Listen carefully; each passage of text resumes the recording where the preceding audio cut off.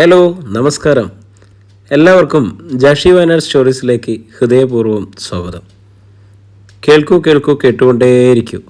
ഞാനും നിങ്ങളും നമ്മുടെ കഥകളും അല്ലേ. നമ്മളിപ്പോൾ കേട്ടുകൊണ്ടിരിക്കുന്നത് വൈഗ IPS എന്ന ഒരു സസ്പെൻസ് ത്രില്ലർ നോവലാണ്. അതിൻ്റെ 20ാമത്തെ അധ്യായമാണ് നമ്മളിപ്പോൾ കേൾക്കാൻ പോകുന്നത്. അതിനു മുമ്പ് ഈ ആഴ്ച നമ്മൾ കമൻറ്റിലൂടെ ബോട്ട് തിരഞ്ഞെടുക്കുന്ന വിജയി ആരാണെന്ന് അറിയണ്ടേ? ഫാത്തിമ റഫീഖാണ് ഈ ആഴ്ചത്തെ നമ്മുടെ പുസ്തകത്തിന് അർഹയായിട്ടുള്ള വിന്നർ. എത്രയും പെട്ടെന്ന് ഫാത്തിമ റഫീഖ് അഡ്രസ്സ് അയച്ചു തരിക. പുസ്തകം നിങ്ങൾക്ക് പോസ്റ്റലായിട്ട് കിട്ടുന്നതായിരിക്കും. അപ്പോൾ നമുക്ക് നോവലിലേക്ക് പോയാലോ. വൈഗ IPS, ജീവിതം ചവിട്ടി അരച്ചവരെ വേട്ടയാടി വൈഗ. അധ്യായം 20, നോവൽ തുടർച്ച. കാർത്തികിനെ കൂടി ഒന്ന് കൊടുക്കണം. സാജനുമായി അതേക്കുറിച്ച് ആലോചിക്കാൻ രശ്മി വിളിച്ചിട്ട് വന്നതാണവൻ. നമുക്ക് അയാളെ കൈക്കൂലി കേസിൽ തന്നെ ഏർപ്പെടുത്തിയാലോ? അവൻ സർക്കാർ എഞ്ചിനീയറല്ലേ. ഏതെങ്കിലും കോൺട്രാക്ടറെ വശപ്പെടുത്തിയാൽ കാര്യം എളുപ്പമായി, സാജൻ പറഞ്ഞു. നോ, രശ്മി നിഷേധാർത്ഥത്തിൽ തലയാട്ടി. ആ നാണക്കേട് പോരാ. TV-യിൽ മുഖം നിറഞ്ഞു നിന്നിട്ടും ആ വൈഗ കണ്ടില്ലേ കൂളായി നടക്കുന്നത്. അതുകൊണ്ട് അതിലും മോശമായ ഒരു കേസിലാകണം അയാൾ നാറേണ്ടത്. നാണം കെട്ട് ഉടുതുണി അഴിഞ്ഞു വീണ മട്ടിലാവണം. രശ്മി പറയുന്നത് പെണ്ണ് കേസ്? അതെ, അത് തന്നെ. രശ്മി സമ്മതിച്ചുകൊണ്ട് തുടർന്നു. അയാളുടെ ഫ്ലാറ്റിലൊരു പെണ്ണ്, കയ്യോടെ പിടികൂടുക, ചാനലും പത്രക്കാരും സാക്ഷികൾ. മതി, സാജന് തൃപ്തിയായി. അതിനുശേഷം അവൾ പറയട്ടെ, അവനാണോ ഞാനാണോ യോഗ്യനെന്ന്. രശ്മിയുടെ കണ്ണുകളിലും പക നിറഞ്ഞു. ഒരു 3-ാം കിട പെണ്ണിൻ്റെ കഴുത്തിൽ താലി കെട്ടിയാലും എൻ്റെ കഴുത്തിൽ താലി കെട്ടില്ലെന്ന് അയാൾ പറഞ്ഞു. അയാൾക്ക് ഒരു 3-ാം കിട പെണ്ണിനെ പോലും കിട്ടരുത്. രശ്മി പകമൂത്ത സർപ്പത്തെപ്പോലെ ചീറി. SP കണ്ട് കേസ് ഡിസ്കസ് ചെയ്ത് അടുത്ത റൂട്ട് നിശ്ചയിച്ചിട്ട് വൈഗ തൻ്റെ ഒഫീഷ്യൽ റൂമിലേക്ക് കയറുമ്പോഴാണ് അവളുടെ മൊബൈൽ ബെൽ മുഴക്കിയത്. ഗാർഡ് സന്തോഷമായിരുന്നു. സീറ്റിലേക്ക് ഇരുന്നിട്ട് അവൾ കോൾ അറ്റൻഡ് ചെയ്തു. മാഡം, ഞാൻ വിമല ഹോസ്പിറ്റൽ കോമ്പൗണ്ടിൽ നിന്നാണ് വിളിക്കുന്നത്. പറയൂ സന്തോഷ്, അവരെക്കുറിച്ച് എന്തെങ്കിലും വിവരം കിട്ടിയോ? ഇല്ല മാഡം, ഇവിടെ റൂമുകൾ മുഴുവൻ ഞാൻ സൂത്രത്തിൽ ചെക്ക് ചെയ്തു. ഈ ഫോട്ടോയിലുള്ള 3 പേരിൽ ഒരാളെ പോലും കിട്ടിയില്ല. വന്നു പോകുന്നവരെ വാച്ച് ചെയ്തു. വൈഗയുടെ മുഖം ചുളിഞ്ഞു. ആ ഹോസ്പിറ്റലിൽ അല്ലെന്നുണ്ടോ? സന്തോഷ്, ആ ഭാഗത്തുള്ള ലോഡ്ജുകളിലും ഒന്ന് കയറിയിറങ്ങ്. എല്ലാം സീക്രട്ടായിരിക്കണം. അറിയാം മാഡം. ഓക്കെ. കോള് കട്ട് ചെയ്തിട്ടും ചുളിഞ്ഞ നെറ്റിയോടെ വൈഗ കസേരയിലേക്ക് അമർന്നിരിക്കുമ്പോൾ വീണ്ടും ബെല്ലടിച്ചു. ഫീഡ് ചെയ്യാത്തൊരു number. Hello. Vaiga call attend ചെയ്തു. രാവിലെ മുതൽ ഒരുത്തനെ തിരയാൻ വിട്ടിട്ട് ഞാൻ എവിടെയാണെന്ന് ബഹുമാനപ്പെട്ട ACP വൈഗയ്ക്ക് കണ്ടുപിടിക്കാൻ കഴിഞ്ഞില്ലല്ലോ. കഷ്ടം. ഫോണിലൂടെ പരിഹാസം. ആ ശബ്ദം വൈഗയുടെ നെഞ്ചിൽ സൂര്യഗോളമായി. അഖിലാണ് വിളിച്ചത്. ജോലയായി അവൾ ആളിപ്പടർന്നു. റാസ്കൽ, നീ? യെസ്, ഞാൻ തന്നെ. മഫ്റ്റിയിലാണെങ്കിലും മാഡത്തിൻ്റെ കാർഡിനെ എനിക്ക് തിരിച്ചറിയാൻ പറ്റും. അഖിൽ, നീ അഹങ്കരിക്കണ്ട. എന്താ ഇത്രയും അഹങ്കരിച്ചാൽ? അഖിൽ ചിരിച്ചു. ജയിക്കുന്നവർക്ക് അഹങ്കരിക്കാമല്ലോ. നീ ജയിച്ചോ? യെസ്. അന്വേഷണത്തിൽ പരാജയപ്പെട്ടു നിൽക്കുന്ന വൈഗ IPSന് മുമ്പിൽ കൊലയാളി അഖിൽ കീഴടങ്ങുന്നു. എന്താ പോരെ? കീഴടങ്ങുന്നോ? യെസ്. എപ്പോൾ? ഇന്ന് രാത്രി കൃത്യം 11 മണിക്ക്. എവിടെ വെച്ച്? വൈഗയുടെ പെരുവിരൽ മുതൽ തീ പടർന്ന അവസ്ഥയായിരുന്നു. അധ്യായം 41. പറയടാ. വൈഗയുടെ സ്വരമുയർന്നു. രാത്രി 11 മണിക്ക് നീ എവിടെ വരും? വീട്ടിലോ അതോ എൻ്റെ ഓഫീസിലോ? അഖിൽ ചിരിച്ചു. എന്നിട്ട് പറഞ്ഞു, വീട്ടിൽ ഞാൻ വരില്ല. എങ്കിൽ ഇവിടെ വരൂ, എൻ്റെ ഓഫീസിൽ. പുലികളുടെ ഗുഹയിലേക്ക് അല്ലേ? അഖിൽ ഉച്ചത്തിൽ ചിരിച്ചു. അങ്ങോട്ടേക്ക് ഒട്ടുമില്ല. പിന്നെ അതിന് ഞാനങ്ങോട്ട് വരുമെന്ന് പറഞ്ഞില്ലല്ലോ. വരാതെ പിന്നെ? നിങ്ങൾ ഇങ്ങോട്ടാണ് വരേണ്ടത്. ഇവിടെ, എൻ്റെ അടുത്തേക്ക്. അഖിൽ പരിഹസിക്കുന്ന മട്ടിലൊന്ന് ചിരിച്ചുകൊണ്ട് പറഞ്ഞു. പ്രതി ഒളിച്ചിരിക്കുന്നിടത്ത് അതിവിദഗ്ധമായി നുഴഞ്ഞു കയറി അറസ്റ്റ് ചെയ്തെന്നോ പ്രതിയെ ഓടിച്ചിട്ട് അതിശക്തമായ പോരാട്ടത്തിന് ശേഷം കീഴടക്കിയെന്നോ ഒക്കെയുള്ള വലിയ ഖാദിയും അതുവഴി കിട്ടാൻ പോകുന്ന പ്രൊമോഷനും ഒക്കെ വൈഗ IPSന് ഇരിക്കട്ടെ. ഒരു ഞാഞ്ഞൂരിലെ പിടിച്ചുള്ള ഖാദിയും പ്രൊമോഷനൊന്നും വൈഗ IPSന് വേണ്ട. ഓഹോ, എന്നിട്ടെന്തുണ്ടാ? ഈ ഞാഞ്ഞൂലിനെ നിങ്ങൾ ഇതുവരെ പിടിച്ചില്ലല്ലോ. എടാ, എനിക്ക് കിട്ടിയിരിക്കുന്ന ഡീറ്റെയിൽസ് വെച്ച് എൻ്റെ ഫോഴ്സുമായി ഞാനൊന്ന് ഇറങ്ങിയാൽ ഈ കോള് തീരും മുമ്പ് നിന്നെ ഞാൻ പൊക്കിയിരിക്കും. കാണണോ നിനക്ക്? അപ്പുറത്ത് മൗനം. അത് ഞാൻ വേണ്ടെന്ന് വെച്ചത് എൻ്റെ പരാജയമായിട്ട് എണ്ണണ്ട. മര്യാദയ്ക്ക് പറഞ്ഞോ. എവിടെ വെച്ച് കാണാം? ഞാൻ പറഞ്ഞില്ലേ നിങ്ങൾ ഇങ്ങോട്ട് വരണമെന്ന്. എവിടാന്ന് പറയടാ. വൈകി കരിശം വന്നു. കൂൾ ഡൗൺ മാഡം, ഞാൻ പറയാം. പക്ഷെ ചില കണ്ടീഷൻസ് ഉണ്ട്. അത് സമ്മതിച്ചാലേ കീഴടങ്ങലുണ്ടാവും. കണ്ടീഷൻസ്? അതെ, പറയണം. ഫസ്റ്റ് ഡിമാൻഡ്, നിങ്ങൾ ഒറ്റയ്ക്ക് വരണം. ഒറ്റയ്ക്ക്. വൈകിക്ക് ജാഗ്രതയായി. യെസ്, കൂടെ പോലീസ് ഫോഴ്സ് വേണ്ടെന്നർത്ഥം. പോലീസ് അറിയാനും പാടില്ല. ഞാനൊരു പോലീസ് ഓഫീസറാണ്. ഐനോ, ഞാൻ അന്വേഷിക്കുന്ന കൊലപാതക കേസിലെ ഒന്നാമത്തെ പ്രതിയാണ് നീ.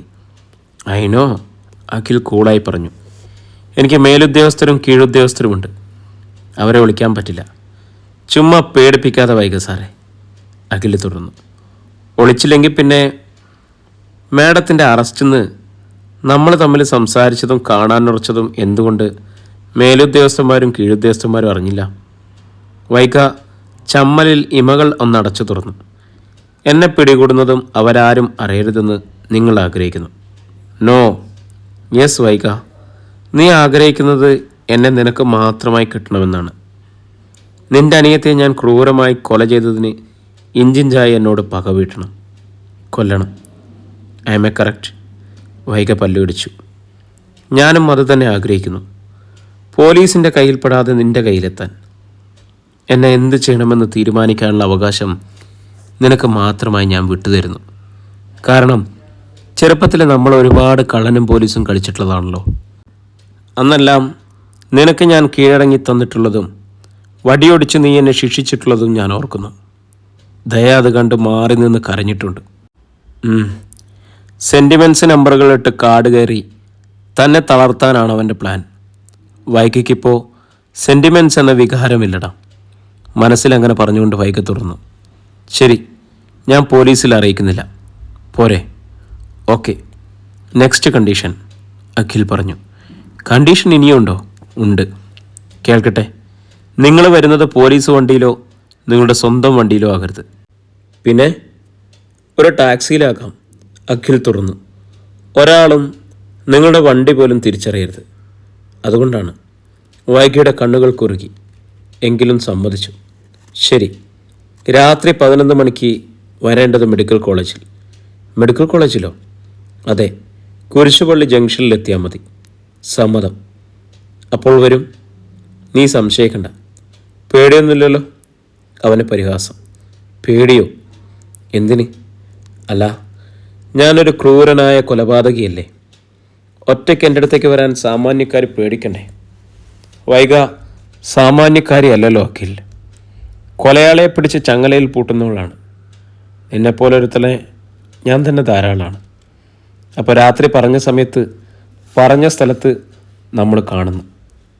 ഗുഡ് ബൈ, അഖിൽ പറഞ്ഞു. കോള് കട്ടായി. വൈകിക്ക് തോന്നി അവൻ്റെ ശബ്ദവും പരിഹാസവും എല്ലാം ചെവിക്കുള്ളിൽ നിറയുകയാണെന്ന്, നെഞ്ചിനുള്ളിൽ പ്രതിധ്വനിക്കുകയാണെന്ന്. ആ സംസാരം വൈകി ഒന്ന് റീവൈൻഡ് ചെയ്തു. ഒറ്റയ്ക്ക് ചെല്ലണം. സ്വന്തം വണ്ടിയിൽ വേണ്ട, ടാക്സിയിൽ. പോലീസിനെ അറിയിക്കരുത്. സമയം രാത്രി 11 മണി. ചെല്ലേണ്ടത് മെഡിക്കൽ കോളേജിൻ്റെ മുമ്പിലുള്ള കുരിശുപള്ളി ജംഗ്ഷൻ. എന്തെങ്കിലും കെണിയാണോ ഇത്? അവളുടെ തലച്ചോറൊന്ന് പുകഞ്ഞു. കെണിയാണെങ്കിലും പോകണം, പോയേ തീരൂ. അവൾ തീരുമാനം എടുത്തു കഴിഞ്ഞു. വാൾ ക്ലോക്കിലേക്ക് നോക്കി. സമയം 4:30. 11 മണിയാകാൻ ഇനിയും മണിക്കൂറുകൾ. 6.5 മണിക്കൂർ. അതൊന്ന് വേഗം ഓടിയെത്തിയെങ്കിൽ. അത്രയ്ക്കും തിടുക്കമായി വൈകിക്ക് അഖിലിനെ കാണാനും കസ്റ്റഡിയിലെടുക്കാനും. എന്നിട്ടവനെ എന്തൊക്കെ ചെയ്യാം? വൈക ആവേശത്തിലെ കൈകൾ കൂട്ടി തിരുമി കണക്കുകൂട്ടി. മാഡം. അപ്പോഴാണ് വിളി. വൈക മുഖമുയർത്തി. ഡോർ കുറച്ച് തുറന്നിട്ട് മുഖത്തിൻ്റെ ഒരു ഭാഗം കാട്ടി നിൽക്കുന്ന CI സുന്ദരേഷൻ. ഗൗരവം വിടാതെ വൈക ചോദിച്ചു. സുന്ദരേഷൻ മടിച്ചും വിഷമിച്ചും ഡോർ അല്പം കൂടി തുറന്ന് ഉള്ളിലേക്ക് കയറി. അയാൾക്ക് പിന്നാലെ കയറുന്ന രേവതി മേനോനും രവി മേനോനും. എന്താ? വൈക മൂവരെയും മൂർച്ചയോടെ നോക്കി. എനിക്കിട്ടുള്ള അടുത്ത പണി ഓഫീസിൽ വെച്ചേക്കട്ടെ എന്നാണോ? മാഡം, സുന്ദരേഷിൻ്റെ ശബ്ദം തണുന്നു. മാഡം, ഞങ്ങളോട് ഇത്തിരി കൂടി കരുണ കാണിക്കണം. കരുണ? വൈക ആ വാക്ക് ആവർത്തിച്ചു. നിങ്ങളോട് അന്ന് ഞാനത് കാട്ടി. അതിൻ്റെ ഫലം ഞാൻ നന്നായി അനുഭവിക്കുകയും ചെയ്തു. സോറി മാഡം, ഞങ്ങളതിന് നിമിത്തമായല്ലോ എന്ന് ഇപ്പോഴും ഞങ്ങൾക്ക് സങ്കടമുണ്ട്. മൂവർക്കും വേണ്ടി സുന്ദരേഷൻ മാത്രമാണ് സംസാരിച്ചത്. നിങ്ങളിരിക്കി, എന്നിട്ട് വന്നതെന്തിനാണെന്ന് പറയും, വൈക പറഞ്ഞു. അവർ ഇരുന്നില്ല. മാഡം, ടെസ്റ്റ് റിസൾട്ടിൽ വരുണിനും ഡാനിക്കും ദയയെ കൊന്നതിൽ യാതൊരു പങ്കുമില്ലെന്ന് തെളിഞ്ഞല്ലോ. അവർ ആ റൂമിൽ കയറിയിട്ട് പോലുമില്ല, സുന്ദരേഷൻ പറഞ്ഞു. അതിന് വൈകയുടെ നെറ്റി ചുളിച്ചു. വരുണിൻ്റെ പേരിലുണ്ടായിരുന്ന മറ്റു കേസുകൾ മുമ്പേ തന്നെ കോംപ്രമൈസ് ആക്കിയിരുന്നല്ലോ. അതുകൊണ്ട് ഈ റിസൾട്ട് കൂടി കോടതിയിൽ വെച്ചപ്പോൾ കോടതി വരുണിനെ കുറ്റമുക്തനാക്കി വിട്ടു. അയാൾ തുടർന്നു. പുറത്തിറങ്ങിയപ്പോൾ മുതൽ പയ്യന് വാശി. മാഡത്തിനെ കണ്ടിട്ട് വീട്ടിലേക്ക് പോകുമെന്ന്. അവനെയും കൂട്ടി ഇവർക്ക് തനിച്ചു വരാൻ മടി. അതാണ് ഞാൻ കൂടെ വന്നത്. എന്നിട്ട് അവനവിടെ പുറത്തു നിൽക്കുന്നുണ്ട്, രേവതി മേനോൻ പറഞ്ഞു. വിളിക്ക്. മാഡത്തിന് ഞങ്ങളോട് രവി മേനോൻ പറയാനാഞ്ഞു. നിങ്ങൾ അവനെ വിളിക്കണം. രവി മേനോൻ തടഞ്ഞിട്ടും വൈക കർക്കശമായി പറഞ്ഞു. ഡോറിനപ്പുറത്തു നിന്നും വരുൺ മെല്ലെ അകത്തേക്ക് കയറി വന്നു. ജയിലിനുള്ളിൽ കുറേ ദിവസം കഴിഞ്ഞതിൻ്റെ മാനസികവും ശാരീരികവുമായ എല്ലാ ക്ഷീണവും സങ്കടവും അവൻ്റെ മുഖത്തും ശരീരത്തിലും ഉണ്ടായിരുന്നു. ആകെ ക്ഷീണിതൻ. പ്രസരിപ്പും ചോരത്തുടിപ്പും വറ്റി പകരം കരുവാളിച്ച നിറം. എങ്കിലും രക്ഷപ്പെട്ടതിൻ്റെ വല്ലാത്തൊരു തെളിച്ചം അവൻ്റെ മിഴികളിലുണ്ടായിരുന്നു. നിങ്ങൾ മൂവരും പുറത്തുനിന്ന് നിൽക്കണം. വരുണിനെ ആകെയൊന്ന് വീക്ഷിച്ചിട്ട് വൈക പറഞ്ഞു. വരൂ. സുന്ദരേഷൻ ആദ്യം പുറത്തിറങ്ങി. പുറകെ രവി മേനോനും ഭാര്യയും. അവർ പിറുപിറുത്തു. മാഡം നമ്മളോട് ഇതുവരെ ക്ഷമിച്ചിട്ടില്ല. നീ ഇരിക്കി, വൈക വരുണിനോട് പറഞ്ഞു. ഞാൻ നിന്നോളാം. അവൻ്റെ പതറിയ ശബ്ദം. കൂടുതൽ ഭവ്യതയൊന്നും തൽക്കാലം വേണ്ടപ്പോൾ പറയാം. ഇപ്പോൾ ഇരിക്കണം, അവൾ പറഞ്ഞു. വരുൺ അവൾക്കെതിരെ കിടന്നിരുന്ന കസേരയിൽ തൊട്ടില്ല എന്നാണ് ഇരുന്നു. നിന്നെ ഒന്ന് കാണണമെന്ന് കരുതിയിരിക്കരുത് ഞാൻ, വൈക പറഞ്ഞു. ചില കാര്യങ്ങൾ നിന്നിൽ നിന്ന് എനിക്ക് കിട്ടാനുണ്ട്. അത് ഞാൻ ചോദിച്ചോളാം. ആദ്യം നീ എന്തിനാണിപ്പോൾ വന്നതെന്ന് പറയൂ. അവൻ കണ്ണുമയ്ക്കാതെ നോക്കുകയാണ് വൈകയെ. ദയയുടെ അതേ മൂക്ക്, താടി, നെറ്റി ഒക്കെ. ദയയുടെ മുഖത്തുള്ളതുപോലെ കുട്ടിത്തവും വിടർന്ന ചിരിയുമില്ല. പകരം പക്വതയും പ്രൗഢിയും നിറഞ്ഞ മുഖം. പറയണം, വൈകയുടെ ശബ്ദമായിരുന്നു. 2 കാര്യം പറയാനുണ്ട്, അവൻ പറഞ്ഞു. അക്കമിട്ട് തന്നെ നീ പറഞ്ഞോ. ഒന്നാമത്, അവനൊന്ന് ഉമിനീരിറക്കി. ഞാനും എൻ്റെ വീട്ടുകാരും കാരണം മാഡത്തിൻ്റെ വീട്ടുകാർക്കും മാഡത്തിനുമൊക്കെ ഒത്തിരി സങ്കടങ്ങളും പ്രശ്നങ്ങളും ഉണ്ടായി. എല്ലാത്തിനും മാപ്പ് ചോദിക്കുകയാണ്. അവൻ കൈകൾ കൂപ്പി പിടിച്ചു. എനിക്കുണ്ടായ സങ്കടങ്ങൾ നീ വിട്ടുകളെ, വൈക പരിഹാസം നിറഞ്ഞ ഗൗരവത്തോടെ പറഞ്ഞു. പിന്നെ എൻ്റെ വീട്ടുകാർക്കുണ്ടായ പ്രശ്നങ്ങളും സങ്കടങ്ങളും അത് അവസാനിപ്പിക്കാൻ എൻ്റെ അമ്മയുടെ നെഞ്ചിലെ നോവ് തീരാൻ 1000 വട്ടം മാപ്പ് പറഞ്ഞാലും പോരാ. ദയയുടെ അമ്മയെ ഞാൻ കാണാം. അവൻ്റെ ശബ്ദം ദീനമായി. നോ, നീ അമ്പാടിയുടെ പടിക്കൽ ഒരിക്കൽ പോലും വരരുത്, കർക്കശമായി അവൾ പറഞ്ഞു. ഇല്ല. തീർത്തും കരച്ചിലിൻ്റെ ധ്വനിയിൽ അവൻ ഉറപ്പ് കൊടുത്തു. ഒരിക്കലും വരില്ല. ഇനി നിനക്കെന്താ പറയാനുള്ളത്? അത് വരുണൊന്നും മടിച്ചു. എന്നിട്ട് പറഞ്ഞു. ദയെ കൊന്നത് അഖിൽ തന്നെയാണ്. അത് പറയാനും കൂടിയാണ് ഞാൻ വന്നത്. നിനക്കെന്താ അത്രയ്ക്ക് ഉറപ്പ്? എനിക്കറിയാം. വരുണിൻ്റെ ചുണ്ടുകൾ സങ്കടം കൊണ്ട് വിറച്ചു. അവന് മാത്രമേ അവളെ കൊല്ലാൻ കഴിയൂ. അവളെ കൊല്ലാൻ ഒരു വാടക കൊണ്ടയുമായി നീയും പോയതല്ലേ? വരുണിൻ്റെ മുഖം കുനിഞ്ഞു. അവൻ ഏങ്ങിപ്പൊട്ടി. ദയ നിൻ്റെ അടുത്ത് ഒരുപാട് സ്വാതന്ത്ര്യം കാട്ടിയിട്ടുണ്ട്. ഒരുമിച്ച് നിങ്ങൾ യാത്ര ചെയ്തു. നിൻ്റെ വീട്ടിൽ അവൾ വന്നിട്ടുണ്ട്. അന്തി ഉറങ്ങിയിട്ടുണ്ട്. അവൾ നിന്നെ പ്രേമിച്ചിരുന്നു. വരുൺ കൂടുതൽ വിങ്ങിപ്പൊട്ടി. ഞാൻ അവളെ സ്നേഹിച്ചു. അവൾ എൻ്റെയും. എൻ്റെ സ്നേഹം പ്രേമമായിരുന്നു. അത് മനസ്സിലാക്കിയ എൻ്റെ അമ്മ ഒരിക്കൽ അവളുമായി ഫോണിൽ സംസാരിക്കുന്നതിനിടയിൽ ഞങ്ങൾ തമ്മിലുള്ള വിവാഹക്കാര്യം എടുത്തിട്ടു. പ്രശ്നം തുടങ്ങിയത് അവിടെ നിന്നാണ്. കാരണം അവളുടെ സ്നേഹം പ്രേമമായിരുന്നില്ല. അവൾക്ക് ഞാനൊരു ഗുഡ് ഫ്രണ്ടോ ബ്രദറോ മാത്രമായിരുന്നു. അതവൾ എൻ്റെ മുഖത്തടിക്കും വിധം പറഞ്ഞു. ഞാനുമായി പിണങ്ങി. അവളെ അളക്കുന്നതിൽ എനിക്ക് തെറ്റുപറ്റിപ്പോയി. അത് ഞാൻ ഇന്നറിയുന്നുണ്ട്. വരുൺ കയ്യിലിരുന്ന ടവൽ കൊണ്ട് മുഖവും കണ്ണുകളും അമർത്തി തുടച്ചു. കരച്ചിലും കണ്ണീരും അടക്കി. പക്ഷെ അന്ന് അവളുടെ വഴക്കും പിണക്കവും അകൽച്ചയും എനിക്ക് താങ്ങാനാവുമായിരുന്നില്ല. നിധി പോലെ ഞാൻ കൈക്കുടനയിൽ കരുതി എൻ്റെ പെണ്ണ്, എൻ്റെ ആദ്യ പ്രണയം, അത് നഷ്ടപ്പെട്ടപ്പോൾ ഏതൊരു ചെറുപ്പക്കാരനെയും പോലെ എനിക്ക് സഹിക്കാൻ കഴിഞ്ഞില്ല. അവളില്ലാതെ ഒരിഞ്ച് പോലും ജീവിക്കാൻ പറ്റില്ലെന്ന് തോന്നി. അതിനിടയ്ക്കാണ് ആ ജെയ്സൺ വന്നത്. അവനിൽ നീ നിന്റെ എതിരാളിയെ കണ്ടു അല്ലേ? അതെ. അവനെ ഇല്ലാതാക്കി എനിക്ക് അവളെ തിരികെ കിട്ടുമെന്ന് കരുതിപ്പോയി. ഒരുതരം സൈക്കിക് ഡിസോർഡറിലായിരുന്നു അന്ന് ഞാൻ. നീയാണ് അവനെ കൊല്ലാൻ ശ്രമിച്ചതെന്ന് ജെയ്സൺ ദയയെ അറിയിച്ചു. അതെ, ദയ അന്ന് ശോഭിച്ചു. എൻ്റെ അടുത്തേക്ക് പാഞ്ഞു വന്നു. എന്നിട്ട് അവളൊരു സത്യം തുറന്നു പറഞ്ഞു. അഖിലിനെ കുറിച്ചല്ലേ? അതെ. വരുണിൻ്റെ ഹൃദയമിടിപ്പ് ഇരട്ടിച്ചു.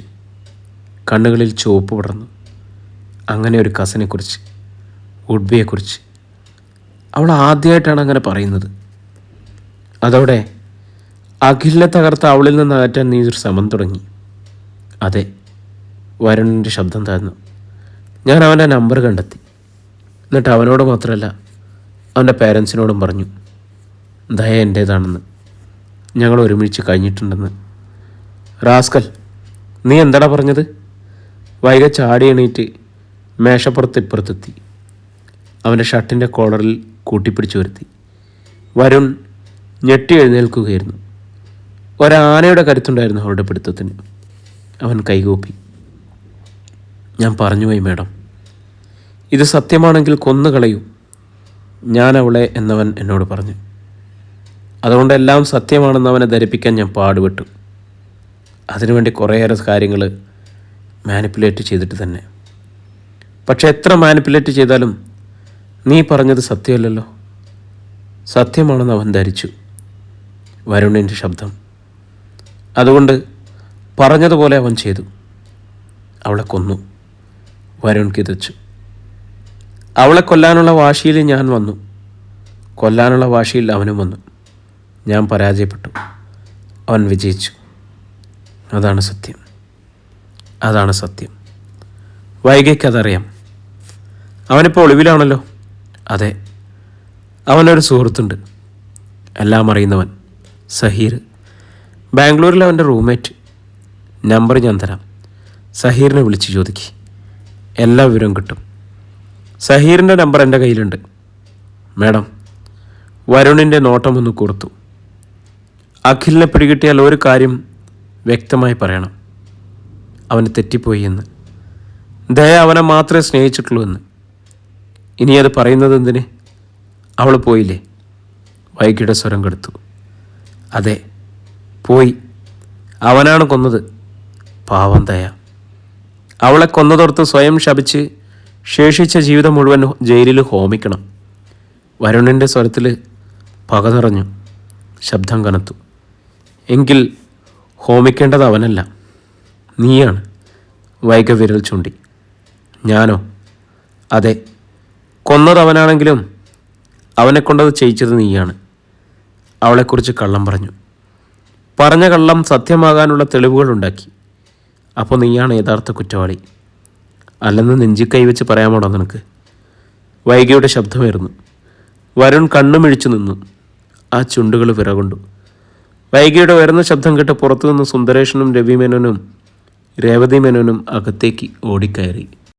അധ്യായം 42. വൈകിയുടെ ഓഫീസ് ടേബിളിന് മീതെ വിരിച്ച വെൽവെറ്റ് കവറിന്മേൽ അള്ളിപ്പിടിച്ചു നിന്ന് വിറയ്ക്കുകയായിരുന്നു വരുൺ. എന്തുപറ്റി മോനെ?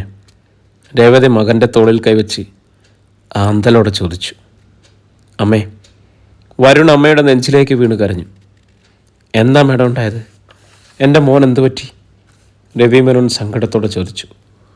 സൂര്യകോളം പോലെ ജ്വലിക്കുകയായിരുന്നു വൈക. നിങ്ങളുടെ മകൻ.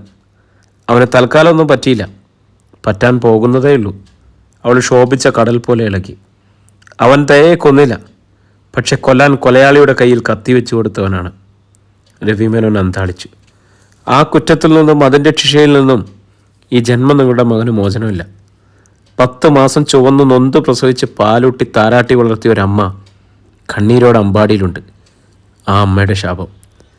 അതിവനെ ഈ ജന്മം മുഴുവൻ ദഹിപ്പിക്കും ജീവനോടെ. ഇല്ലാന്നുണ്ടോ? സത്യം അമ്മേ, വിതുമ്പിക്കരയുന്നതിനിടയിൽ വരുൺ പറഞ്ഞു. ഞാനമ്മേ, ഞാൻ ആ ദയനെ കൊന്നത്. ഞാൻ തന്നെയാണ്. ഞാൻ കുറ്റവാളിയാ. കോടതി എന്നെ കുറ്റവിമുക്തനാക്കി. പക്ഷേ എനിക്കുള്ള ശിക്ഷ തുടങ്ങുന്നതേ ഉള്ളമ്മേ. മകൻ്റെ സങ്കടം അത്രയും രേവതി ഹൃദയത്തിൽ തൊട്ടറിഞ്ഞു.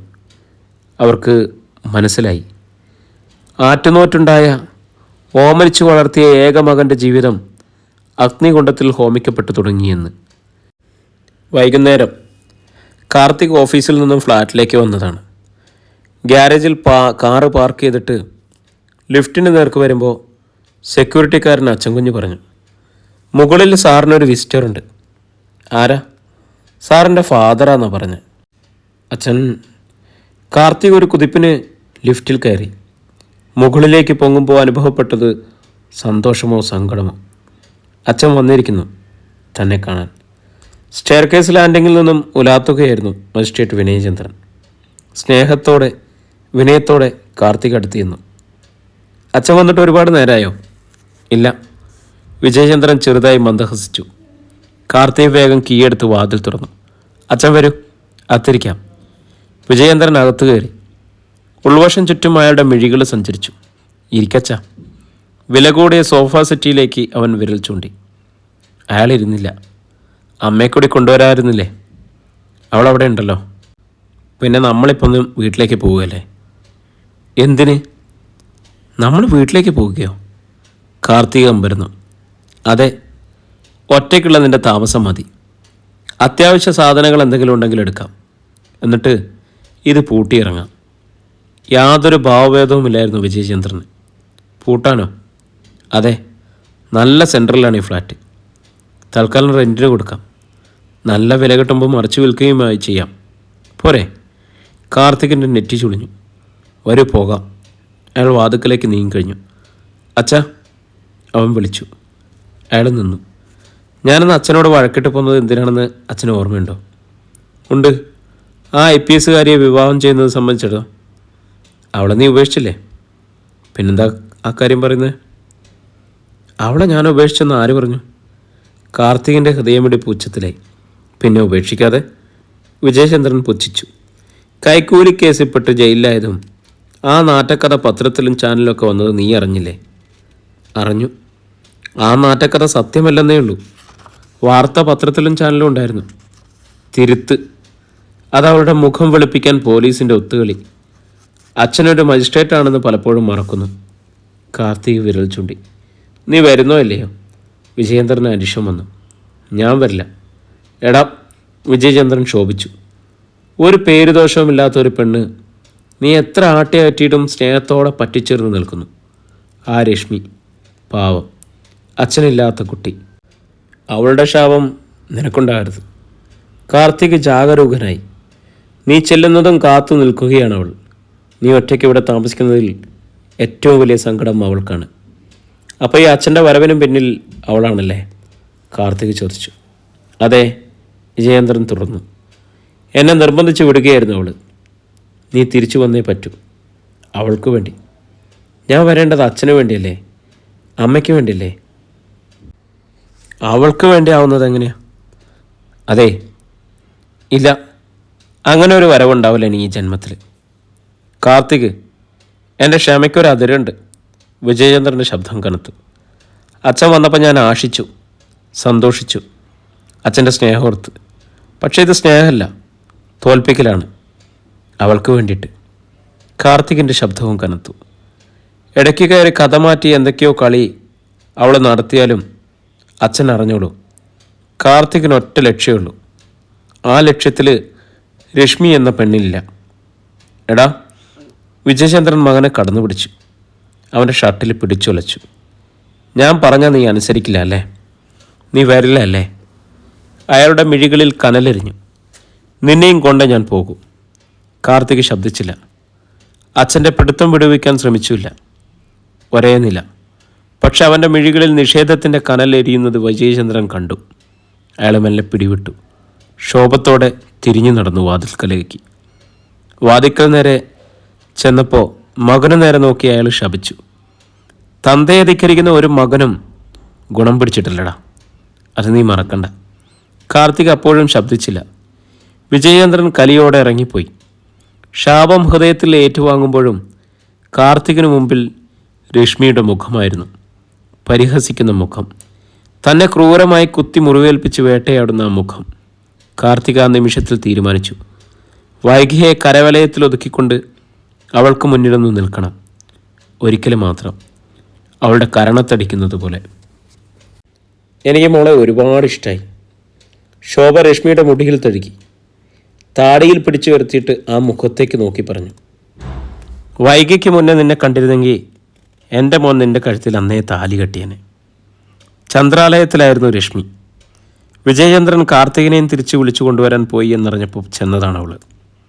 അച്ഛൻ്റെ കൂടെ കയറി വരുന്ന മകൻ്റെ മുഖത്ത് നോക്കി ഒന്ന് ചിരിക്കണം, പുച്ഛത്തിൽ, അത്രയേ ഉള്ളൂ. എങ്കിലും അതിനിടയിൽ ശോഭയെ അവൾ പരമാവധി സോപ്പിട്ടുകൊണ്ടിരുന്നു. വൈകുന്നേരത്തെ ചായക്കുള്ള പലഹാരവുമായി വിജയചന്ദ്രന് വേണ്ടി ഉള്ളിവട ഉണ്ടാക്കുകയായിരുന്നു ശോഭ. ചെന്നപാടെ ആ ജോലി രശ്മി അങ്ങ് ഏറ്റെടുത്തു. ഒന്നാന്തരം ചായയും തയ്യാറാക്കി. രശ്മിക്ക് പാചകം കൂടി വശമാണെന്നറിഞ്ഞപ്പോൾ ശോഭയ്ക്ക് അവളോട് കൂടുതൽ ഇഷ്ടമായി. തിരികെ വരുമ്പോൾ അവൻ്റെ മനസ്സ് മാറണേന്നാ എൻ്റെ പ്രാർത്ഥന. ശോഭ വീണ്ടും പറഞ്ഞു, ഊവമ്മേ.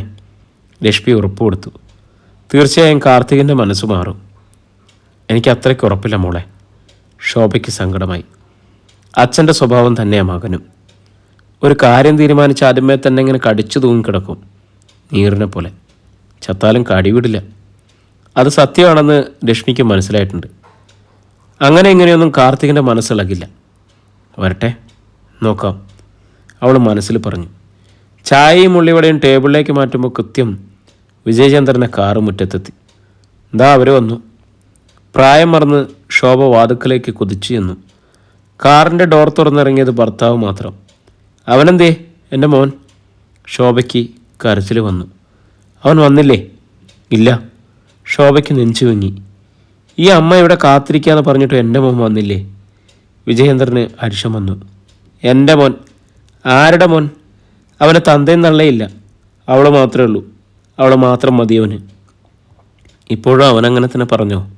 ശോഭയ്ക്കത് വിശ്വസിക്കാൻ കഴിഞ്ഞില്ല. ഞാൻ പറഞ്ഞത് വിശ്വസിക്കാൻ വയ്യെങ്കിൽ നീ ചെല്ലടി. വിജയചന്ദ്രന് കലിയിളക്കി. ചെന്ന് വിളിക്കി. പുന്നാര മകൻ വരുമെങ്കിൽ കൈയോടെ പിടിച്ചോണ്ട് പോരെ, ഞാൻ ചൊല്ലിട്ടിരിക്കുന്നു. എൻ്റെ ഈശ്വര, ശോഭ നെഞ്ചിൽ തല്ലിക്കരഞ്ഞു. ഞാൻ എത്ര പ്രാർത്ഥിച്ചതാ, എത്ര വഴിപാട് കഴിച്ചതാ, എന്നിട്ട് എൻ്റെ മോനെ എനിക്ക് തിരിച്ചു കിട്ടിയില്ലല്ലോ. മോനെ തിരിച്ചു കിട്ടിയില്ലെന്ന് അയാൾ പരിഹസിച്ചു. എടി, പ്രായമായ മക്കൾക്ക് വലുത് അച്ഛനും അമ്മയല്ല, അവരുടെ പെണ്ണ. അത് നീ അറിഞ്ഞോ? പെണ്ണ്. ശോഭ നിയന്ത്രണം വിട്ട് പ്രാകി. അവൾ എന്തു കൂടുമാത്രമാണോ ഒപ്പിച്ച് എൻ്റെ മോനെ ഇത്രയും ശക്തിയോടെ വശീകരിച്ച് വെച്ചിരിക്കുന്ന എൻ്റെ ദൈവങ്ങളെ. അവനെ തിരിച്ചു കിട്ടാൻ ഞാൻ നീ എന്നതാ ചെയ്യേണ്ടതെന്ന് ആരെങ്കിലും ഒന്ന് പറഞ്ഞു തരണേ. ശോഭ ഡൈനിങ് ടേബിളിലേക്ക് കസേരയിലേക്ക് തളർന്നിരുന്നു. തേങ്ങി പൊട്ടിക്കരഞ്ഞു.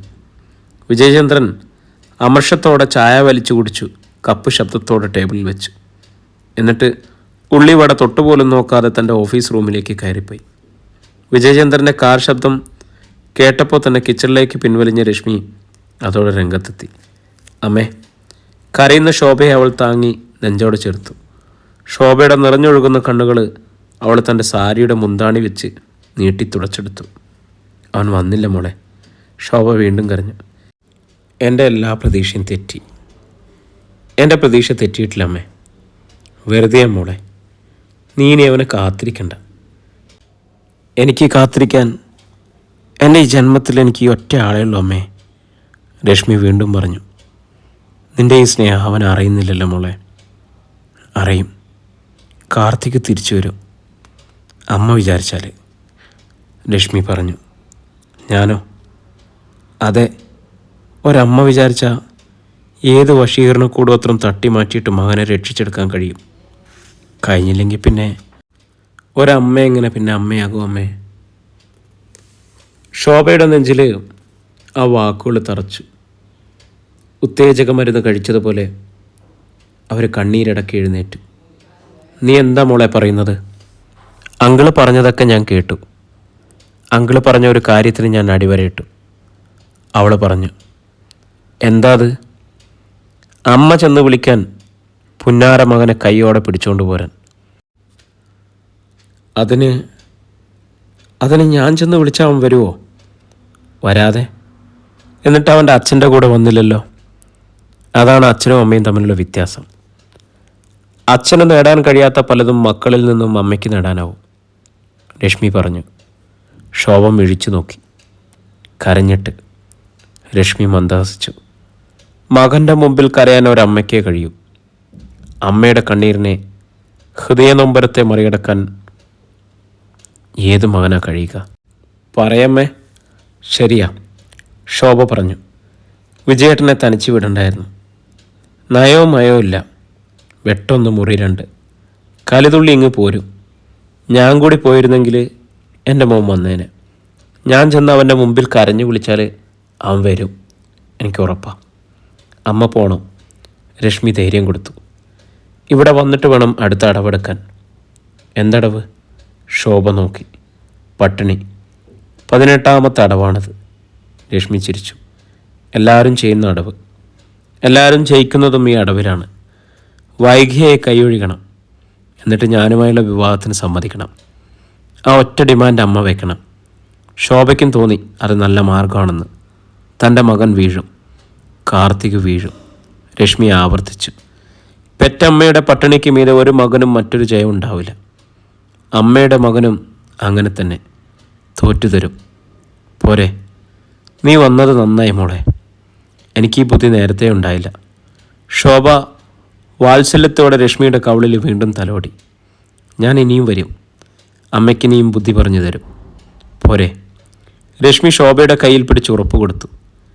യാത്ര പറഞ്ഞിറങ്ങുമ്പോൾ രശ്മി അഹങ്കാരത്തോടെ ചിരിച്ചു.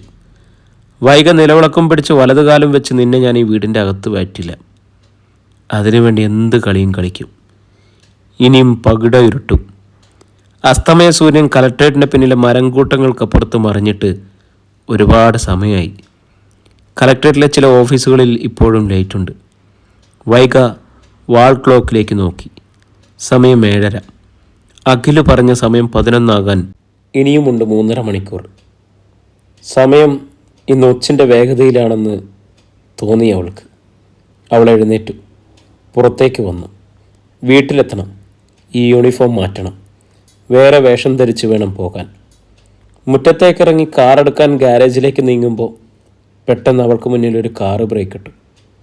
ആ കാറ് അവൾ തിരിച്ചറിഞ്ഞത് മിഴികൾ കൊണ്ടല്ല, ഹൃദയം കൊണ്ട്.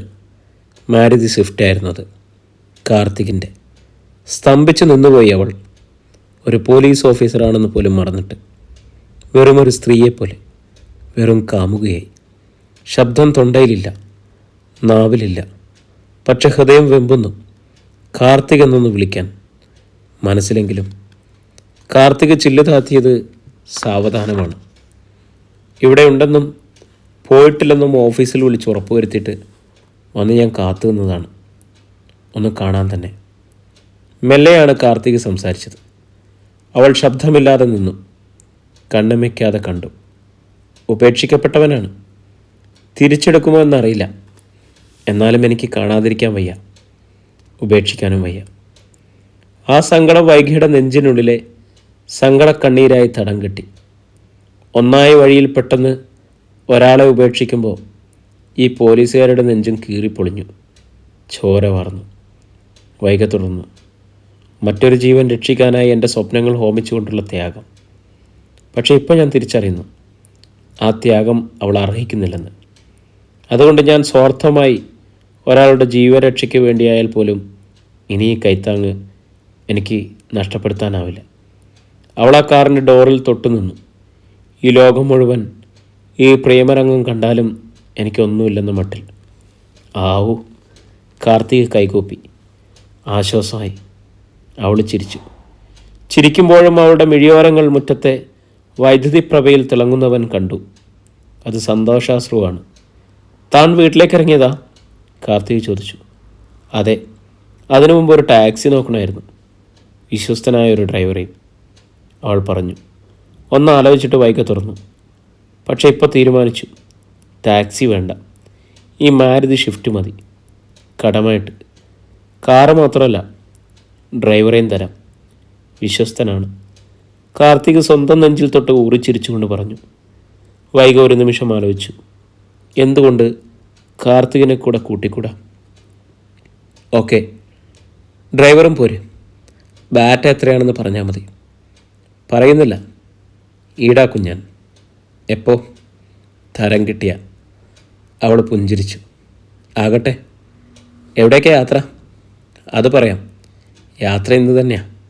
ഇന്നോ? അതെ.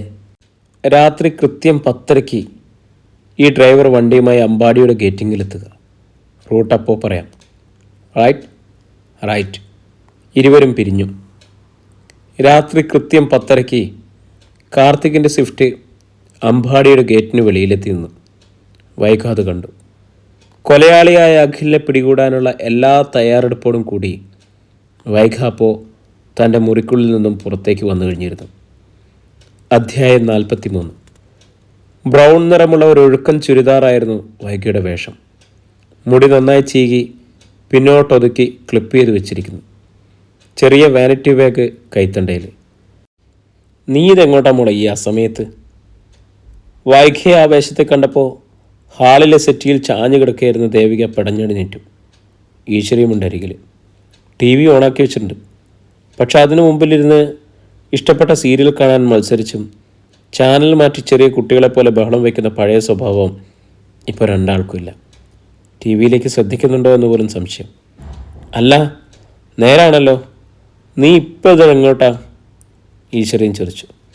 ഒരു അത്യാവശ്യമായിട്ടുണ്ടമ്മേ. പോയിട്ട് ഞാൻ ഉടനെ വരാം. സൂക്ഷിക്കണേ കുഞ്ഞേ, ഈശ്വരി പറഞ്ഞു.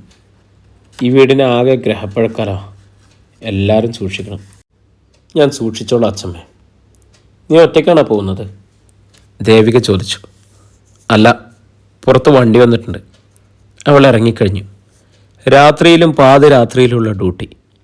ഈ പെണ്ണിനെ IPS-ന് വിടണ്ടായിരുന്നു. ഈശ്വരി പിറുവിറുത്തു. പെണ്ണുങ്ങളെ രാത്രിയിൽ വീട്ടിലിരിക്കണം, അതല്ലേ വേണ്ടത്? ഈശ്വരിയുടെ പിറുവിറുപ്പ് വൈക കേട്ടു.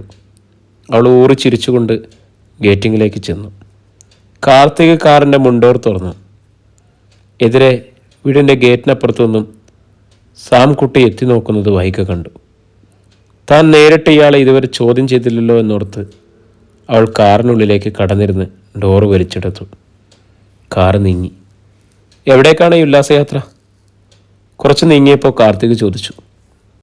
ഉല്ലാസയാത്രയോ? വൈക അവൻ്റെ നേരെ നോക്കി. എന്താ അത്ഭുതം? നേരത്തെ പ്ലാൻ ചെയ്തതുപോലെ കാർത്തിക് ധരിച്ചിരിക്കുന്ന ബ്രൗൺ ഷർട്ട്, ആ നിറം കാർത്തികിന് നന്നേ ഇണങ്ങുന്നുണ്ട്. രാത്രിയിൽ പരസ്പരം സ്നേഹിക്കുന്ന രണ്ടുപേര് തനിച്ച്. അപ്പോൾ പിന്നെ ഉല്ലാസയാത്രയല്ലേ? വൈക ചിരിയമർത്തി. അല്ലെങ്കിലും ഞാൻ ഉല്ലസിക്കും. എനിക്ക് അത്രയും സന്തോഷമുണ്ട്. രശ്മിയുടെ നെറുകിയിൽ ഒരാണി കൂടി തറച്ച ദിവസമാണിത്. രശ്മിയോ? വൈക അമ്പരന്നു. അവൾ വീണ്ടും വന്നോ? വന്നത് അവളല്ല, അച്ഛൻ. റിയലി? അവൾ കമ്പരപ്പായി. പിണക്കം മറന്ന് എന്നെ തിരികെ കൊണ്ടുപോകാനായിരുന്നു വരവ്. ഞാനും സന്തോഷിച്ചു. പക്ഷെ പിന്നിൽ അവളുടെ ബ്രെയിനുണ്ടെന്നറിഞ്ഞോടെ ഞങ്ങൾ വീണ്ടും പിണങ്ങി. നീ ഗുണം പിടിക്കില്ലെന്ന് പ്രാകുന്ന ഒരു അച്ഛനെങ്ങനെ നല്ല അച്ഛനാകും? അതോ അച്ഛൻ്റെ സകല നിലയും മറന്നിട്ട്? നിലയും വിലയും എന്താണെങ്കിലും ചില സമയത്ത് മനുഷ്യർ സ്വയം മറക്കും. എന്നിട്ടും താനും ഞാനുമൊക്കെ എന്താ സ്വയം മറക്കാത്തത്? കാർത്തിക് അവളെ നോക്കി. ഒരു തെറ്റും ചെയ്യാഞ്ഞിട്ടും താൻ ചതിക്കപ്പെട്ടില്ലേ? കഴിഞ്ഞ 3-4 ദിവസം കൊണ്ട് താൻ എത്ര അനുഭവിച്ചു? എന്നിട്ട് നിലമറന്ന് ആരെയാ പ്രാകിയത്? വൈക വിഷമത്തോടെ ചിരിച്ചു. ഒക്കേക്കും പിന്നിൽ അവളാണല്ലോ എന്ന് ഓർക്കുമ്പോൾ എനിക്ക് എന്നോട് തന്നെ വെറുപ്പ്. ആര്? രശ്മിയോ? വൈക അമ്പരപ്പ് ഭവിച്ചു. ആര് പറഞ്ഞു അവളെ ചതിച്ചതെന്ന്? താൻ പറഞ്ഞില്ലെങ്കിലും എനിക്കറിയാവടോ. ഇത്രയ്ക്കും ക്രൂഡായിട്ട് കരുനീക്കാനും കെണിയിൽ വീഴ്ത്താനൊക്കെ അവൾക്കേ കഴിയും. വൈക മിണ്ടിയില്ല. കൈവിലങ്ങ് വെച്ച് അന്ന് ജീപ്പിൽ താൻ കയറിപ്പോയപ്പോൾ എനിക്ക് കൂടെ വരാൻ കഴിയില്ലല്ലോ എന്നുള്ള സങ്കടമായിരുന്നു, അവൻ പറഞ്ഞു. വൈക വിരൽ നീട്ടി ഡ്രൈവ് ചെയ്യുന്ന അവൻ്റെ കൈത്തണ്ടയിലൊന്ന് തൊട്ടു. കൂടെ വന്നില്ലെങ്കിലും തടവനുഭവിച്ചില്ലേ? തറയിൽ പട്ടിണി കിടന്ന് ആ സ്നേഹം അതുപോലെ. എനിക്ക് ധൈര്യത്തിന്, എനിക്ക് സഹിക്കാനുള്ള ശക്തിക്ക്. കാർത്തിക് അമ്പരന്നു. ഇതാര് പറഞ്ഞു? ആ ചെറിയാച്ചൻ. വൈഗ അതീവ സ്നേഹത്തോടെ, അതിലേറെ കാരുണ്യത്തോടെ അവനെ നോക്കി. ആ മുഖത്ത് സ്നേഹം മാത്രമായിരുന്നുള്ളൂ. സ്നേഹമുള്ള ആ മുഖത്തോട് മുഖം ചേർത്ത് ഒന്നിച്ചിരിക്കാൻ അവൾ കൊതിച്ചുപോയി ആ നിമിഷം. ആട്ടെ, നമ്മളെങ്ങോട്ടായി ഉല്ലാസയാത്ര? അത് പറഞ്ഞില്ലല്ലോ. കാർത്തിക് പെട്ടെന്ന് ചോദിച്ചു. കാറ് ജംഗ്ഷനിലെത്തിയിരുന്നു. മെഡിക്കൽ കോളേജിനടുത്തുള്ള കുരിശുപള്ളി ജംഗ്ഷൻ വരെ. വൈഗ പറഞ്ഞു. അതെന്താടോ ഈ അസമയത്ത്? ഒരു പോലീസ് ഓഫീസർക്ക് അസമയമില്ല. ഓഹോ, എന്നാലും ചോദിച്ചെന്ന് മാത്രം. ചോദിക്കണ്ട. ഡ്രൈവറുടെ ഡ്യൂട്ടി പറയുന്ന റൂട്ടിൽ വണ്ടി എത്തിക്കുക മാത്രമാണ്. വൈഗ ഗൗരവം ഭാവിച്ചു. Okay Vaiga madam. കാർത്തിക് ഭവ്യത കാട്ടി പറഞ്ഞു. അവൾ ചിരിയടക്കി. വണ്ടി മെഡിക്കൽ കോളേജിലേക്ക് പോവുകയാണ്. പെട്ടെന്ന് വൈഗയ്ക്ക് തോന്നി, ഡോക്ടർ രശ്മിക്ക് ഇന്ന് നൈറ്റ് ഡ്യൂട്ടി ഉണ്ടായിരുന്നെങ്കിൽ, കാർത്തികമൊത്തുള്ള തൻ്റെ ഈ രാത്രി സവാരി അവളൊന്ന് കണ്ടെങ്കിൽ തീർച്ച അവൾക്ക് ഭ്രാന്തളകും. ഭ്രാന്തളകട്ടെ. രശ്മി, നിന്നെ ഞാൻ തോൽപ്പിച്ചിരിക്കുന്നു. ഇന്ന് ഈ പന്തയത്തിൽ നീ ജയിക്കില്ല. വൈഗയ്ക്ക് ഒന്ന് അഹങ്കരിച്ച് ചിരിക്കണമെന്ന് തോന്നി. കുരിശുപള്ളിയായി. കാർത്തികിൻ്റെ ശബ്ദം അവളെ ഉണർത്തി. ദാ ജംഗ്ഷൻ്റെ അപ്പുറത്ത് ചേർത്ത് നിർത്തിയിട്, അവൾ പറഞ്ഞു. പകൽ പോലെ വൈദ്യുത വിളിച്ചുകൊണ്ട് അവിടെ ഒരു ആംബുലൻസ് ചീറിപ്പാഞ്ഞു പോകുന്നു. അകല മുറികളിലെ വെളിച്ചമായി അനേകം ജനാലച്ചതുരങ്ങളോടെ മെഡിക്കൽ കോളേജ് മന്ദിരങ്ങളുടെ സമുച്ചയം തലയെടുപ്പോടെ നിൽക്കുന്നത് അവൾ കണ്ടു. വണ്ടി പാർക്ക് ചെയ്തിട്ട് കാർത്തിക് അവളെ നോക്കി. ഈ ഡ്രൈവറുടെ വിവരക്കേട് ചോദിച്ചോട്ടെ? കാർത്തിക് ഊറിയ ചിരിയോടെ ചോദിച്ചു. അവൾ മുഖം തിരിച്ചു. അല്ല, ഈ പാതിരാത്രിക്ക് കുരിശിൻ്റെ ചുവട്ടിൽ ഒരു പോലീസുകാരി എന്താ കാര്യമൊന്നും അറിഞ്ഞാൽ കൊള്ളാം. വൈഗ ചിരിച്ചു ലാഘവത്തോടെ. ഇവിടെ നമ്മളൊരു കൊലയാളിയെ മീറ്റ് ചെയ്യുന്നു. അയ്യോ, കൊലയാളിയോ? യെസ്, എൻ്റെ ദയമോളെ പിച്ചിക്കീറിയവൻ അഖിൽ. അല്ല, അത് വരണല്ലേ? അവനല്ല, വൈഗ പറഞ്ഞു. അവനല്ല എന്നാണ് ലാബ് റിപ്പോർട്ട്. വൈഗ റിപ്പോർട്ടുകളെക്കുറിച്ച് വിശദീകരിച്ചു. അവനെ കോടതി കുറ്റവിമുക്തനാക്കി വെറുതെ വിട്ടു. ഇന്ന് വൈകുന്നേരം അവൻ എന്നെ കാണാൻ വന്നിരുന്നു. ചില കാര്യങ്ങൾ ഏറ്റു പറയാനായിരുന്നു വന്നത്, അവൾ പറഞ്ഞു. അതോടെ ഞാൻ ഫൈനലൈസ് ചെയ്തു. അവൻ അഖിൽ തന്നെയാണത് ചെയ്തതെന്ന്. എല്ലാ തെളിവുകളും ഇപ്പോൾ വിരൽ ചൂണ്ടുന്നതും അവൻ്റെ നേർക്ക് മാത്രമാണ്. അവനിപ്പോൾ ഇവിടെ വരുമെന്ന് താനെങ്ങനെ അറിഞ്ഞു? അവൻ തന്നെ പറഞ്ഞു. അവൻ തന്നെ പറഞ്ഞു? കാർത്തികിൻ്റെ നെറ്റി ചുളിച്ചു. അതെ, കീഴടങ്ങുന്നുവെന്ന് പറഞ്ഞു. ഇവിടെ വെച്ചു. എങ്കിൽ തീർച്ച ഇതിലെന്തോ കെണിയുണ്ട്. ഞാനും അത് പ്രതീക്ഷിക്കുന്നു. വൈഗ, കാർത്തിക അവളെ ഉറ്റുനോക്കി. താൻ പോലീസിന് ഇൻഫർമേഷൻ കൊടുക്കണമായിരുന്നു. ഒരു സെക്കൻഡിൽ അത്യാവശ്യമായി വന്ന എല്ലാ ഫോഴ്സും ഇവിടെ പറന്നെത്തും. ഇൻഫർമേഷൻ എൻ്റെ വിരൽത്തുമ്പിലുണ്ട്, അവൾ ദൃഢസ്വരത്തിൽ പറഞ്ഞു. പക്ഷെ അത്യാവശ്യമാണെന്ന് തോന്നുന്നത് വരെ എല്ലാം ഞാൻ മാത്രം അറിഞ്ഞാൽ മതി. അതെൻ്റെ ഒരു വാശിയാണ്. ഓക്കെ, ബട്ട് വൈഗ ശ്രദ്ധിക്കണം, നന്നായി ശ്രദ്ധിക്കണം, അവൻ പറഞ്ഞു. അവൾ ചിരിച്ചു ആത്മവിശ്വാസത്തോടെ. ആ സമയത്ത് അവളുടെ മൊബൈൽ ശബ്ദിച്ചു. വൈഗ കോൾ അറ്റൻഡ് ചെയ്തു. ഒറ്റയ്ക്ക് വരാൻ പറഞ്ഞിട്ട് ആ എഞ്ചിനീയറിംഗ് കുട്ടിയാണ് IPS മാഡം വന്നത് അല്ലേ? അഖിലിൻ്റെ അന്വേഷ്ടസ്വരം ധാർഷ്ട്യത്തോടെ കാതിലലച്ചു. ഓ, നിൻ്റെ നെറ്റ്വർക്ക് അപഹരം. എൻ്റെ കൂടെയുള്ള ആളെ കൃത്യമായി നീ ഐഡൻറ്റിഫൈ ചെയ്തിരിക്കുന്നു, വൈഗ പരിഹസിച്ചു. ചോദ്യത്തിന് ഉത്തരം കിട്ടണം. ഒറ്റയ്ക്ക് വരാൻ പറഞ്ഞിട്ട് അവൻ ഗൗരവപ്പെട്ടു. പോലീസിനെ കൂടെ കൂട്ടരുതെന്നേ നീ പറഞ്ഞുള്ളൂ. വൈഗ പല്ലു അടിച്ചു. അപ്പോൾ ഇതും സ്വന്തം സേഫ്റ്റിക്കാണല്ലേ? അത് നീ അറിയണ്ട. IPSന് എന്നെ ഭയമുണ്ടെന്നിപ്പോൾ എനിക്ക് മനസ്സിലായി. ഭയമുള്ളവനാടാ ഇങ്ങനെ ഒളിച്ചിരിക്കുന്നത്. ധൈര്യമാണെങ്കിൽ ഇങ്ങോട്ട് വാടാ, മുമ്പോട്ട്, അവൾ അരിശത്തോടെ വെല്ലുവിളിച്ചു. അതേ സമയത്ത് തന്നെ ഒരു ബെൻസുകാർ അവരുടെ അരികിൽ വന്നു നിന്നു. അതിൽ നിന്നും ഒരു ചെറുപ്പക്കാരൻ ഇറങ്ങി. വൈദ്യുത വിളക്കിൻ്റെ ചുവട്ടിലായതിനാൽ വൈഗ ആളെ വ്യക്തമായി കണ്ടു. അത് അഖിലല്ലായിരുന്നു. ക്രീം പാൻസ്, ലൈറ്റ് നീല ചെക്ക് ഷർട്ട് ധരിച്ച സുമുഖൻ. വേഷത്തിൽ മാത്രമല്ല, മുഖത്തും കുലീനത്വം. ചെറുപ്പക്കാരൻ മാരുതി ഷിഫ്റ്റിൻ്റെ അരികിലേക്ക് വന്നു. കാർത്തിക് വിൻഡോ ഗ്ലാസ് താഴ്ത്തി. ആം ജ്യോതി. ജ്യോതീന്ദ്രൻ. ചെറുപ്പക്കാരൻ മെല്ലെ പറഞ്ഞു. അവൻ്റെ മുഖത്ത് ഒരു ചെറു ചിരിയുണ്ടായിരുന്നു. ഞാൻ അഖിലിൻ്റെ ഫ്രണ്ടാണ്. അവൻ പറഞ്ഞിട്ടാണ് വന്നത്. അഖിലെവിടെ? വൈകിയുടെ ശബ്ദമായിരുന്നു. ഡോർ തുറന്ന് അവൾ ഇറങ്ങിക്കഴിഞ്ഞു. പറയണം, അവനെവിടെ? വൈഗ ബെൻസിൻ്റെ നേർക്ക് നോക്കി. അവൻ എൻ്റെ ഒപ്പം വന്നിട്ടില്ല മാഡം, ജ്യോതീന്ദ്രൻ പറഞ്ഞു. പക്ഷെ മാഡവും കാർത്തിക് സാറും എൻ്റെ വണ്ടിയിലേക്ക് കയറിയിരുന്ന ഞാൻ അവൻ്റെ അടുത്തെത്തിക്കാം. എൻ്റെ ഡ്യൂട്ടി അത് മാത്രമാണ്. അവനെവിടെ? വൈകിക്ക് കലശായ അരിശം വന്നു. അവൾ ജ്യോതീന്ദ്രൻ്റെ ഷർട്ടിൻ്റെ കോളർമേൽ കൂട്ടിപ്പിടിച്ചൊന്ന് വിളിച്ചു. നീയാണോ അവൻ്റെ കൂട്ടുപ്രതി? ജ്യോതീന്ദ്രന് ഒരു ഭാവഭേദം ഉണ്ടായില്ല. പേടിക്കുകയോ ശോഭിക്കുകയോ ചെയ്തില്ല. ആ ചെറുചിരി മായ്ക്കാതെ അവൻ പറഞ്ഞു, മാഡം സ്വയം വെഡ്ഡിയാകല്ലേ. ഒരു കൊലയാളിയുടെ കൂട്ടുപ്രതി ഇത്ര കൂളായി മാഡത്തിൻ്റെ മുമ്പിൽ ഇങ്ങനെ വന്ന് നിന്ന് തരുമോ? നീ ആരാ? എന്താ നിനക്ക് ഈ കേസിലുള്ള ബന്ധം? എൻ്റെ പേര് ഞാൻ പറഞ്ഞില്ലേ. ഞാനൊരു മെഡിക്കൽ PG വിദ്യാർത്ഥിയാണ്. ഇവിടെയല്ല, ബാംഗ്ലൂർ മെഡിക്കൽ കോളേജിൽ. ബാംഗ്ലൂരിൽ? വൈകിടെ നെറ്റി ചുളിഞ്ഞു. സംശയിക്കണ്ട, അഖിലിൻ്റെ കൂടെ തന്നെയാണ്.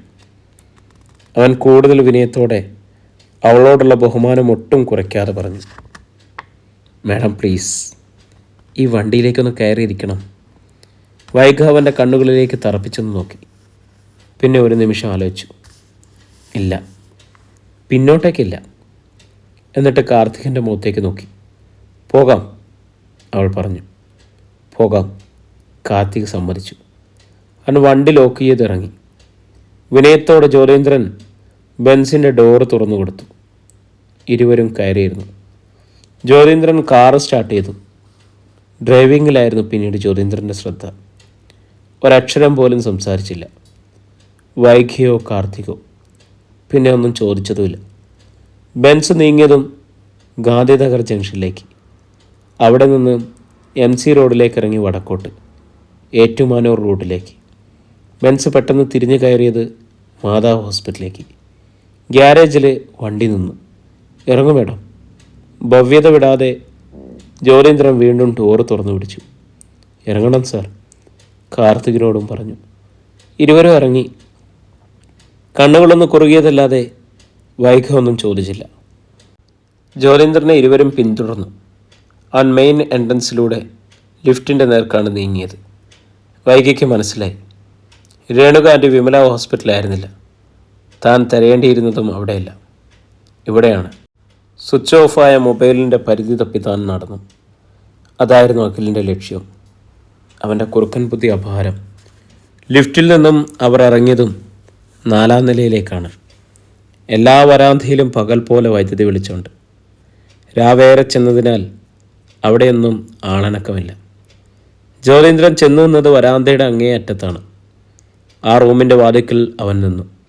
ഡോറിൽ മെല്ലെ തട്ടി. അകത്തുനിന്നും വാതിൽ പെട്ടെന്ന് തുറന്നു. വാതിൽ തുറന്ന ആളെ വൈഗ കണ്ടു. പ്രതാപങ്കിൾ. അവളുടെ ശബ്ദം അമർന്നു. പ്രതാപൻ്റെ മുഖം വിളറിയിരുന്നു. അയാളെ പിന്നോക്കം നീങ്ങി. വൈഗ ഒരു കുതിപ്പിനകത്തെത്തി. അകത്ത് ബെഡിൽ നൂണ്ടു നിവർന്ന് കിടക്കുകയാണ് രേണുക. വൈഗയുടെ മുഖം കണ്ട ആദ്യ സെക്കൻഡിൽ തന്നെ രേണുക പിടഞ്ഞെഴുന്നേറ്റിരുന്നു. ആ മുഖം പ്രേതത്തെ കണ്ടതുപോലെ വിളറി. അകത്തേക്ക് കുതിച്ച വൈഗ മുറിയാകെ തിരഞ്ഞു. ബെഡിനടിയിലും ബാത്റൂമിലും വരെ. അവനെവിടെ? വൈഗ ശബ്ദമുയർത്തി. പ്രതാപൻ്റെ മുമ്പിൽ നിന്നും അവളുടെ മുഖം തീ പോലെ പടർന്നു. കണ്ണുകൾ ആളിക്കത്തി. അഖിലെവിടെയെന്ന്? എവിടെയാണ് അവൻ ഒളിച്ചിരിക്കുന്നത്? അവൾക്ക് പെരുവിരൽ മുതൽ പെരുത്തു.